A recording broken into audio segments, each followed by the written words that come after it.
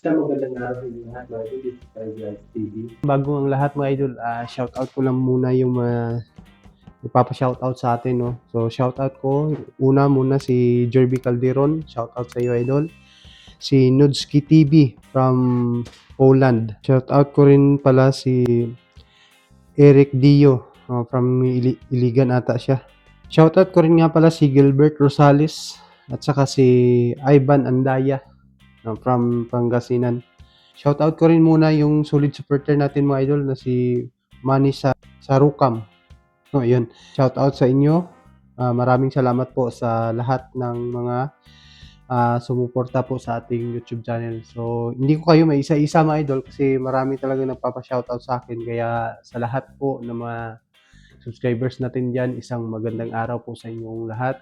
Ayun nga mga idol, no, ulitin ko lang, yung unit to na ipapakita ko ngayon, unit to ni Sir Randy Aquino, pinagawa to sa atin. At actually may mga unit ako ginagawa, tapos dalawa dito yung same, ano lang sila, same na design. Kaya yung papakita ko ngayon, ito lang sa ngayon, kasi sobrang busy po natin ngayong buwan na to, no? So, ayun na nga mga idol, wag na natin patagalin. So, papakita ko na sa inyo kung ano ba yung ano niya, update na sa unit ni Sir Randy Aquino.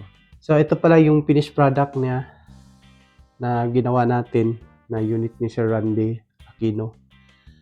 So, ito po ay isang 8mm steel ball na between pipe din mga idol, no?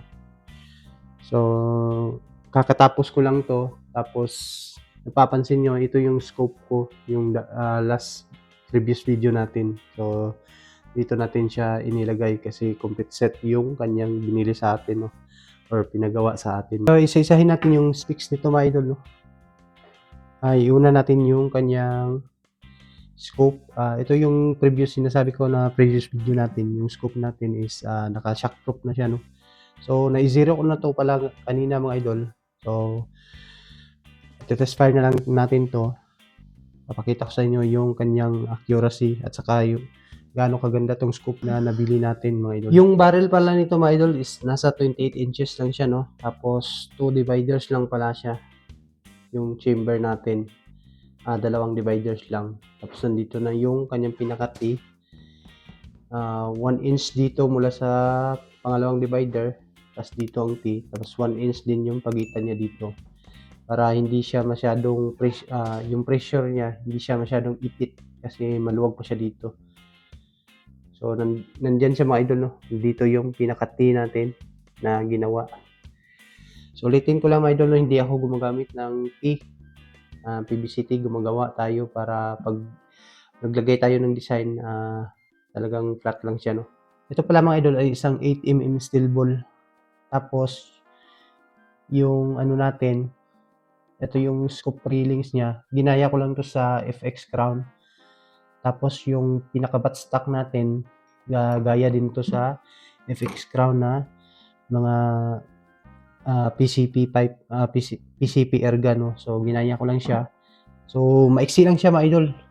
Yung hindi siya masyadong mahaba. So napakaganda niya. Saka ito yung kanyang nozzle, yung or kanyang ano. Pero hindi to siya ano hindi siya silencer. Kumbaga design lang po na yung nilagay ko diyan. So 8mm steel ball pala ito mga idol, no? Yung bala nito. So naka bolt action na rin siya mga idol. Ayan, bolt action na yan. So dito tayo maglalagay ng kanyang bala dito banda. So hindi na siya masyadong mabigat mga idol. Sakto lang yung bigat niya. Yung hand grip pala is wooden lang siya, no? Wooden yung hand grip niya. Langka siya yung wood na ginamit ko dito. Kaya yung trigger guard niya.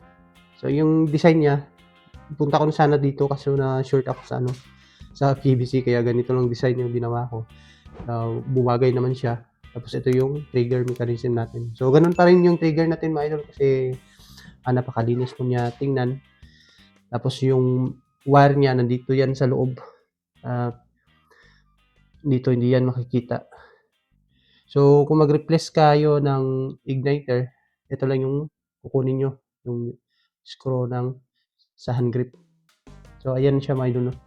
Napakaganda niya mga idol. So, malupit din to tumama kasi na-test fire ko na to.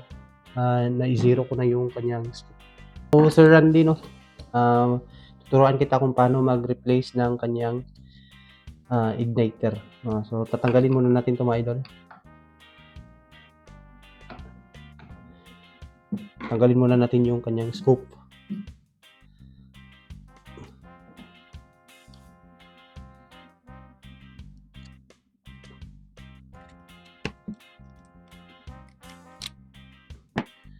So, yung scoop railings natin is 20 mm. So, ganito ako maggawa ng scoop. Naka-slant siya dito. Saka dito din sa baba. Yan. So, yung design dito, mahihirapan talaga tayo pag wala tayong gamit. So, gumagamit tayo ng mga special tools dyan mga idol. So, yung kanyang buttstock pala mga idol, pinix ko na lang siya. Hindi ko na lang siya ginawang removable. Kasi maiksi lang naman siya.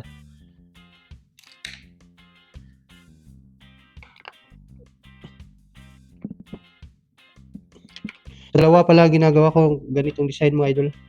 Full set din. Pero yung scope nun, BEC black powder lang. Hindi siya kagaya nitong scope na binili natin.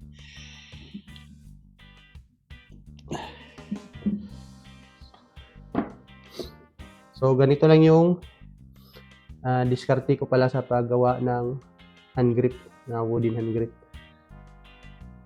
So, sarap niya sa kamay kasi manipis lang siya. Hindi siya makapal. Yan yung design niya. Dito nga pala mga idol, nilagyan ko siya ng screw para hindi siya maalog dito. Kasi wala siyang cover. Yan, nilagyan ko siya ng screw dito. Para in case na mag-hunt tayo, hindi siya malaglag. Yan. So, tatanggalin nyo lang to mga idol pag mag-replace kayo ng igniter. Yan. So, napakadali lang. No? So, ganito yung setup ng ating igniter sa loob. So, basic lang to mga idol, no? Pinipili ko talagang ganitong design kasi napakalinis po niya tingnan. So, pag mag-replace tayo, hugutin lang natin to. Yung pinaka ano niya. Ayan.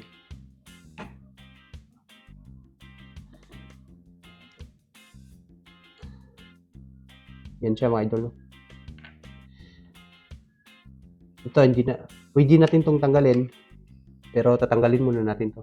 So, huwag na lang natin tanggalin idol para hindi lang masyadong mahaba yung video natin. Next yung ano natin, housing ng check valve natin.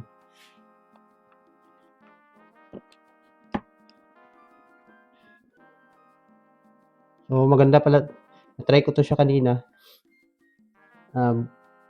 Try ko rin siyang test fire, no? Papakita ko sa inyo yung accuracy niya. Napakasulit niya tumama mga idol. Talagang hindi pa iba-iba yung kanyang patama. So, ito yung check valve natin. So, ito rin yung bitin natin. So, dito pala check valve, nilagyan ko siya ng marker para in case na tatanggalin to, may guide siya dito. Para naman yan dito sa kanyang, para hindi tabingi. Ito. Pagka ano natin. So, yun lang yung mga ma-remove niya mga idol. No? Dito, pinix ko na siya. Tapos yung kanyang bolt action. Ito. Ito din yung kanyang exhaust mga idol. Yung butas nito is nasa mga 10 mm yung inner diameter niya. Napapansin nyo mga idol sa previous video ko, na gumagawa ako dito ng design. Naka ano pala siya. Parang square baga. Pero dito, iniba ko yung design niya. Yan siya. Iniba ko siya. Tapos dito rin. Iniba ko rin yung kanyang design. So, ayan na siya mga idol. No? So, ikabit na natin lahat. Pabalik yung kanyang hand grip. Tsaka dito. So, sa next video natin, test fire natin to kung gaano siya ka-accurate, no? So, na-test fire ko na naman to. pero papakita ko sa inyo kung yung accuracy niya. So, maganda din yung scope na 'to mga idol. Proven ko na siya kung gaano siya kaganda, mas malinaw. Diferensya nga lang sila sa price ng mga BEC black powder.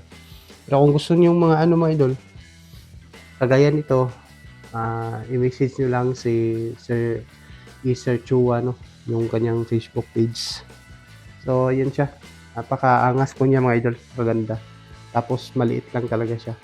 Hindi siya masyadong mahaba. Ito lang yung nagustuhan ko sa kanya kasi hindi siya masyadong mahaba.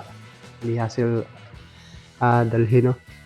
So, napaka ano ng angas na unit ito. So, Sir Randy. So, ito na yung unit mo po. So, ayan po. God bless po sa ating lahat. Salamat po sa panonood mga idol. Hanggang dito lang muna yung video natin mga idol para hindi naman masyadong mahaba yung video natin. God bless po sa inyong lahat.